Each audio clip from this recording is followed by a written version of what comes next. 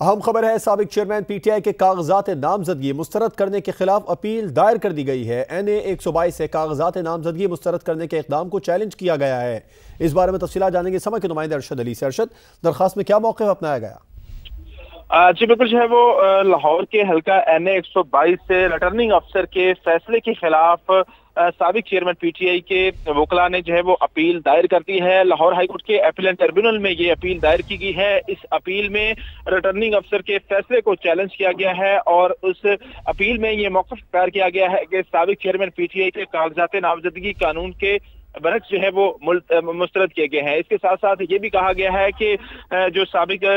وزیر اعظم اور سابق چیئرمین پی ٹی آئی ہیں، ان کے کاغذات نامزدگی کو مسترد کرنے کا اقدام جو ہے وہ سمجھ سے بالاتر ہے، لہٰذا اپیلنٹ ٹربیونل جو ہے وہ سابق چیئرمین پی ٹی آئی کے کاغذات نامزدگی مسترد کرنے کا فیصلہ کالعدم قرار دے اور سابق چیئرمین پی ٹی آئی کو انتخاب میں حصہ لینے کی جو ہے وہ اس انتخاب میں حصہ لینے کی اجازت دیجیے آپ۔ جی بالکل جو ہے وہ لاہور کے حلقہ این اے 122 سے ریٹرننگ افسر کے فیصلے کے خلاف سابق چیئرمین پی ٹی آئی کے وکلاء نے جو ہے وہ اپیل دائر کر دی ہے۔ لاہور ہائی کورٹ کے اپیلنٹ ٹربیونل میں یہ اپیل دائر کی گئی ہے۔ اس اپیل میں ریٹرننگ افسر کے فیصلے کو چیلنج کیا گیا ہے اور اس اپیل میں یہ موقف اختیار کیا گیا ہے کہ سابق چیئرمین پی ٹی آئی کے کاغذات نامزدگی قانون کے برعکس جو ہے وہ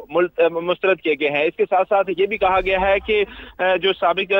وزیر اعظم اور سابق چیئرمین پی ٹی آئی ہیں، ان کے کاغذات نامزدگی کو مسترد کرنے کا اقدام جو ہے وہ سمجھ سے بالاتر ہے، لہٰذا اپیلنٹ ٹربیونل جو ہے وہ سابق چیئرمین پی ٹی آئی کے کاغذات نامزدگی مسترد کرنے کا فیصلہ کالعدم قرار دے اور سابق چیئرمین پی ٹی آئی کو انتخاب میں حصہ لینے کی جو ہے وہ اس انتخاب میں حصہ لینے کی اجازت دیجیے آپ۔ جی بالکل جو ہے وہ لاہور کے حلقہ این اے 122 سے ریٹرننگ افسر کے فیصلے کے خلاف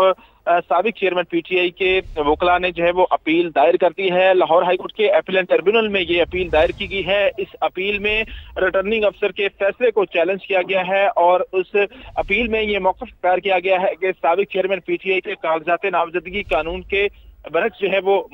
مسترد کیے گئے ہیں۔ اس کے ساتھ ساتھ یہ بھی کہا گیا ہے کہ جو سابق وزیر اعظم اور سابق چیئرمین پی ٹی آئی ہیں، ان کے کاغذات نامزدگی کو مسترد کرنے کا اقدام جو ہے وہ سمجھ سے بالاتر ہے، لہٰذا اپیلنٹ ٹربیونل جو ہے وہ سابق چیئرمین پی ٹی آئی کے کاغذات نامزدگی مسترد کرنے کا فیصلہ کالعدم قرار دے اور سابق چیئرمین پی ٹی آئی کو انتخاب میں حصہ لینے کی جو ہے وہ اس انتخاب میں حصہ لینے کی اجازت دیجیے آپ۔ جی بالکل جو ہے وہ لاہور کے حلقہ این اے 122 سے ریٹرننگ افسر کے فیصلے کے خلاف سابق چیئرمین پی ٹی آئی کے وکلاء نے جو ہے وہ اپیل دائر کر دی ہے۔ لاہور ہائی کورٹ کے اپیلنٹ ٹربیونل میں یہ اپیل دائر کی گئی ہے۔ اس اپیل میں ریٹرننگ افسر کے فیصلے کو چیلنج کیا گیا ہے اور اس اپیل میں یہ موقف اختیار کیا گیا ہے کہ سابق چیئرمین پی ٹی آئی کے کاغذات نامزدگی قانون کے برعکس جو ہے وہ مسترد کیے گئے ہیں۔ اس کے ساتھ ساتھ یہ بھی کہا گیا ہے کہ جو سابق